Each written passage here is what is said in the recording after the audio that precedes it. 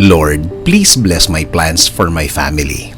Panginoon, maraming salamat sa laging pagbibigay ng mga araw na puno ng blessings. Salamat sa proteksyon mo na lagi kong kasama para sa akin at aking buong pamilya. Thanks always for your provision, your guidance and protection. Thank you also, God, for faithfulness and love for us, Lord. Panginoon, i-bless niyo po ang aking plano sa aking buhay at sa aking pamilya. Alam ko po na lagi niyo akong pinoproteksyonan kasama ng aking mga pangarap. Panginoon, hindi po ako isang perpektong tao at alam ko po na hindi rin perpekto ang aking plano. Pero kayo na po ang bahalang mag-ayos ng mga mangyayari.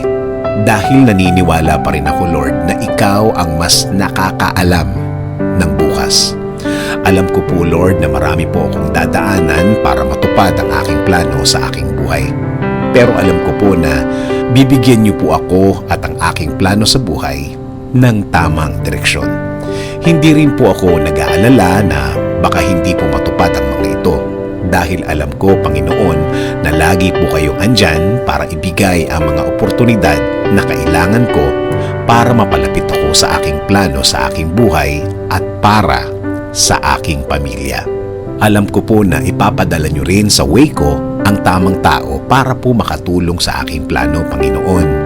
At ang mga taong ito ay gagabayan din ako sa aking mga gagawin. Lord, please clear my mind always so I can focus on the things that I need for my plan. Ilayo niyo po ako sa mga bagay na maglalayo sa akin sa magandang plano para sa aking buhay. Kaya Lord, I am submitting my plan to your plan.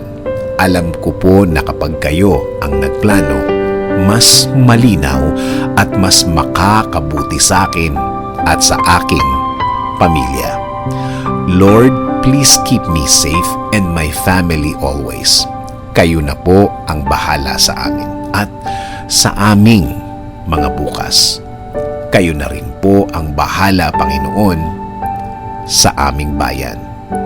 Patuloy kaming magtitiwala at maniniwala sa inyong grasya, Panginoon. This is our prayer. In Jesus' name, Amen.